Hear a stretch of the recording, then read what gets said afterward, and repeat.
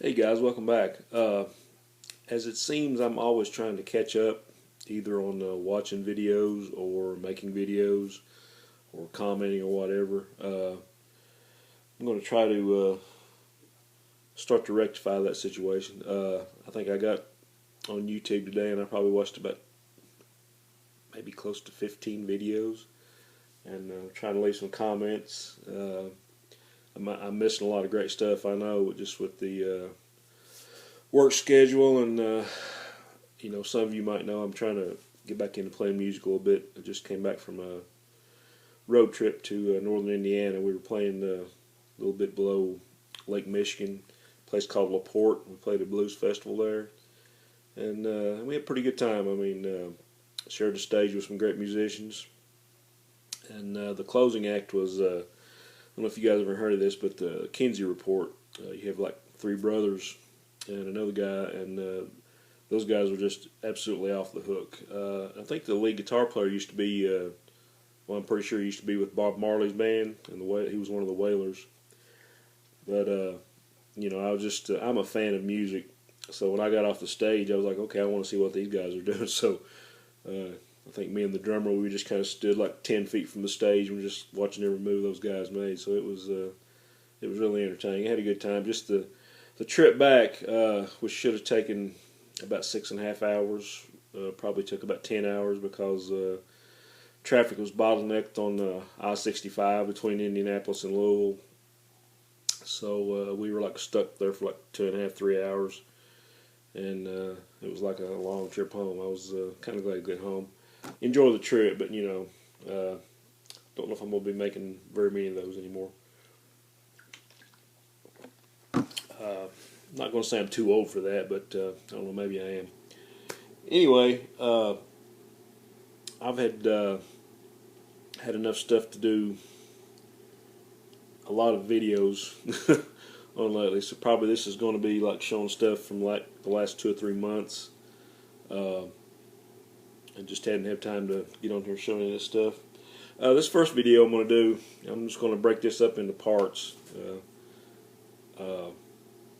I've recently got into buying a lot of the DC archives and the showcase editions, and it's just one of those things where you're trying to collect certain titles, and a lot of the earlier stuff is going to be like kind of outrageous to buy, and I just want the stuff to read. And what's especially cool about the showcase editions, it's all black and white art. In a lot of cases that's good, some cases maybe not so good. But anyway, enough talk. I'll get going here. A lot of these archives, I found really great deals on them on like In Stock Trades and Amazon.com, and a few purchases on eBay. But these things are really great. Like I said, if you want to read the early appearances and you can't afford the originals, or some of that stuff, a lot of the stuff from the Silver Age they've reprinted, but some of it they didn't. So the archive editions are really cool. Some of these I haven't even taken out of the shrink wrap, and believe me, I will. I mean, I like to read my stuff. So first thing I got here is Flash Archives Volume 4. It's still in the shrink wrap, and this reprints Flash 125 through 132. And you can see it's got that Carmine Infantino cover. And kind of showing some covers on the back where he's fighting Grodd, Mirror Master. Who else? Abracadabra, probably. Just a lot of great stories in here. And this is Silver Age at its best. So, looking forward to this one. One that I was really happy to get, and I got it almost for nothing, because a lot of these I got for like anywhere from 40 to 75% off, depending on where I got it at. And this is the archive editions of the Action Heroes, and I guess most of you know that DC acquired the rights to the Charlton characters in the 70s or 80s, and then they used them in Crisis, and these characters are actually what the Watchmen were based on. But these are all Captain Atom reprints from the old Charlton series, Space Adventures and Captain Atom. And I think maybe except for 1 or 2 stores, all these are Steve Ditko. So that makes it worth the price right there. I mean, just great Steve Ditko art.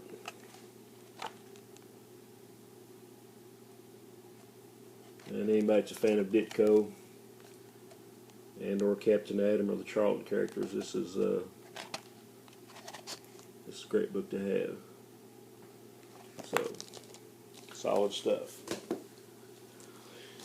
And as I'm a big fan of the Classic Justice Society books, All-Star Comics, I already had volumes 1 and 2, and I picked up volumes 0 and number 3. And all 0 is actually reprinting the first 2 issues of All-Star Comics before the first appearance of the JSA. So actually you're getting the reprints of the first 2 issues there. And basically it's just like solo adventures like Flash and Green Lantern, Spectre, Hourman, Hawkman. So this is another one got for a really cheap price. Some of these, it's really hard to believe. A lot of these books are like $40 and $50, retail price when they first came out. So cool one. And here's All-Star Archives number 3. It's got a great cover to it. I think it reprints 11, 12, 13, and 14 of the original All-Star Comics. And it's just great Golden Age stuff. And a lot of the early JSA adventures, for those of you who don't know, basically started out, there was like a couple pages in the beginning of a story where they were all gathered, and then they would all split up, and they would each have their own solo adventures pertaining to that case, and then they would all reconvene at the end of the adventure. And later on, it became like full-length feature stories, with the whole JSA in it. But these early ones are really cool too. So, okay, and another favorite. I was always a big fan of Superboy and the Legion, as a lot of you guys know. So I'm going to try to collect all the archives of the Legion. Here's Volume 4. And this reprints, let's see, this reprints Adventure Comics 329 through 339 and Superboy 124 and 125. So a lot of this just, actually that's an Adam Hughes cover, so that's pretty cool there. But here shows some of the books that's reprinted. And you got, I think actually, I think Jerry Siegel actually wrote a few of these tales, from the Superman creative team. And a lot of this art by Jim Moody, I think John Fort, Kurt Swan, and George Klein inked a lot of this stuff. So classic Silver Age stuff. Volume 9, this is kind of getting into the Bronze Age era of the Legion. And this reprints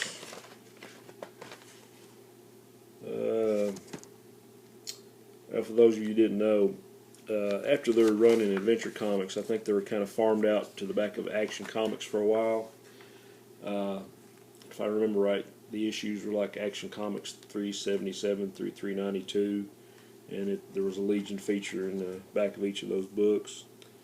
And so this is from Action 378 through 392, and Adventure Comics 377 through 380.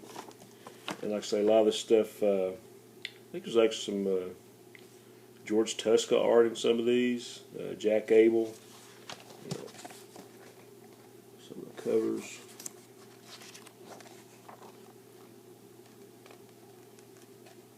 And this is getting probably to the end of the Silver Age, and I guess the popularity was kind of on the wane then. So that is Volume 9. Okay, Volume 11. This is pretty much at the point where I picked up the Legion when I was a kid. These represents Superboy 203 through 212. You got a Dave Cockrum cover. You got some covers on the back. This is all just really cool Mike Grell artwork on most of this. I think probably Grell all the way through, I think. Yeah, because I think Dave Cochran's last issue was like 202, so. But Mike Grell, I think Jim Shooter, Cary Bates wrote a lot of this stuff. So probably my favorite era of the Legion. And another one I haven't taken out of the shrink it wrap yet is volume 13. This might have been the last one they made. But another cool cover, Fighting the Fatal Five. This reprints Superboy and the Legion 224 through 233.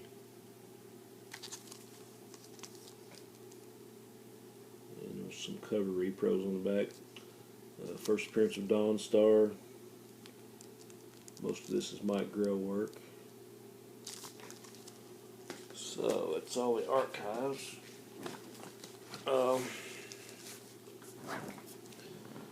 Trying not to make this video too long. Okay, like I said, as a lot of you know, I'm a big Justice League of America fan. And a lot of those early issues, which I'm probably not going to be able to afford, you know, especially like the first appearances in Brave and Bold, those are going to be kind of pricey. You know, I guess they're still within the realm of possibility, financially wise. But just want to go ahead and get these. I've already got the first showcase edition, and this reprints the stuff in black and white. And these are, anybody that collects these, this is really a bargain because you're getting, you know, like 500 pages worth of story and art. Granted, it's in black and white, but to me that's kind of cool because I think a lot of time in the color comics, the details and art get kind of muted, and I really enjoy seeing this stuff in black and white. So this is volume 2, and this covers how many issues? Looks like Justice League of America 17 through 36. So you got like a Mike Sekowsky and Murphy Anderson cover there. And there's just some great Silver Age stories in here. And I really enjoy seeing this art in black and white.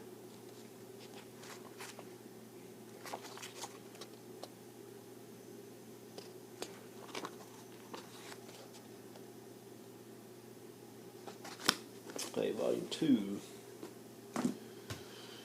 And we've got volume 3, and this reprints 37 through 60. It's a really cool cover. Kind of reprints one of the first JSA team-ups. Like I say, I'm thinking this was probably getting close to the end of Mike Sekowsky's run.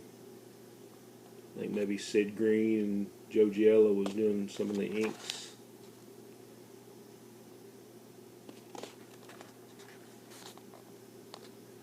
And they were fighting the Shaggy Man.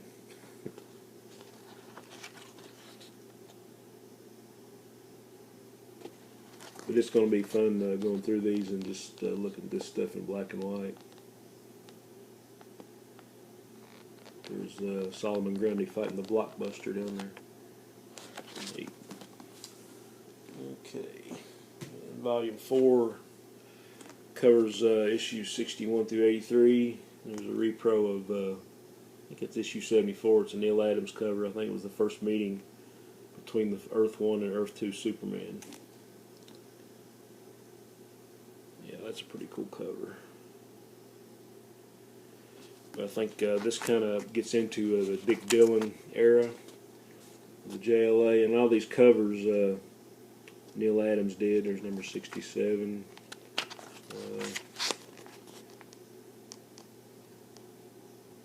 It's number 69.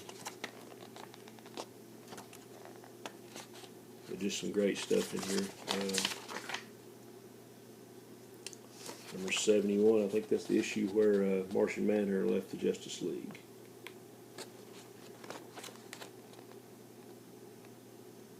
There's one of the JSA team-ups. Just great stuff. Okay. And on the subject of Justice League, I didn't even know DC was making these books, but they've actually come out with a Justice League of America omnibus, and this reprints the first 3 Brave and Bold appearances in 28 through 30, and the first 30 issues of JLA, and it's in a bigger format. So I was really, and I got this at half price. So, and I mean, you know, these are in full color. So get this and get the showcase, and I kind of got the best of both worlds here. And you just can't beat this Silver Age JLA.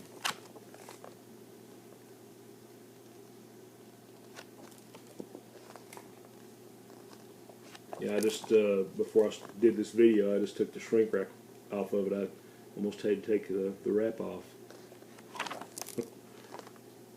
But here you got 33 adventures of the early Silver Age JLA. It's great stuff. Cool front and back cover. And there's about almost 900 pages in this thing. So this is pretty cool. Okay, and the last thing I got, and I'm trying to rush this along. I know, like a lot of you, I'm a big fan of DC and Marvel horror from the 70s.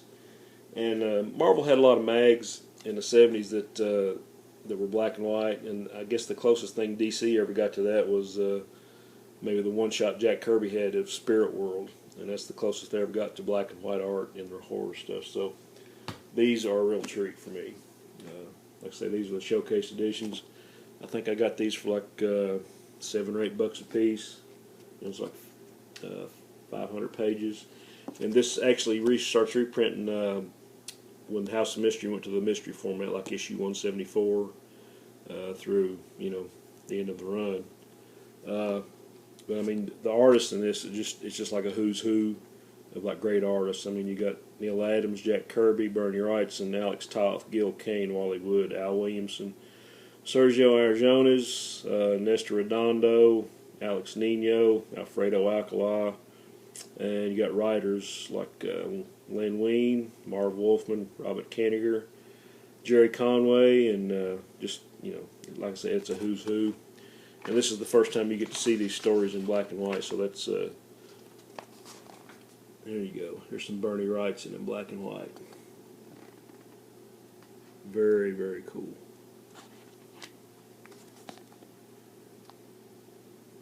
And that looks like, I do believe that is Gil Kane. Yes, it is.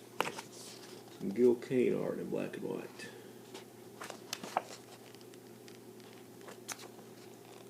And it repros all the covers. Most of these were Neil Adams. I've got a lot of the originals, but it's just great seeing this stuff in black and white. Okay, it's volume 1, and that reprints House of Mystery 174 through 194. So, and volume 2 reprints 195 through 211.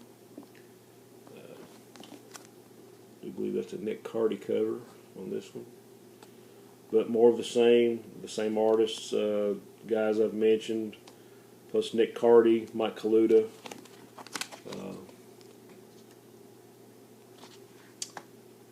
Gray Morrow on this story.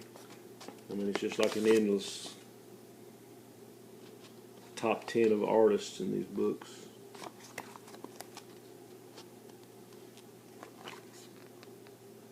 So anybody that's a fan of DC horror, or I guess mystery horror / in this case, you get to see this in black and white. I think there's some Jim Aparo art in here too. So I would most definitely recommend these. And the last thing I got is volume 3.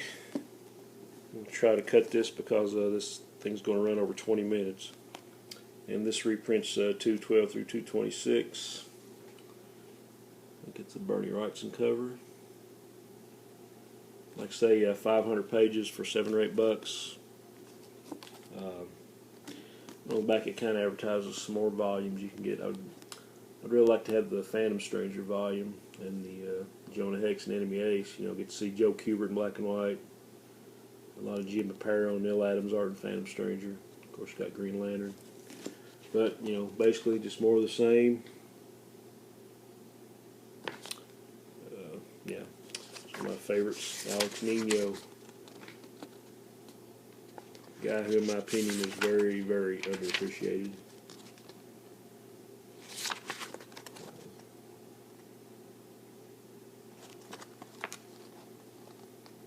Yeah, just look at that. That's one thing I really love about the black and white format. I mean, you can really see all the detail they put into the inking on this. So, I think it's Alfredo Alcala on that story.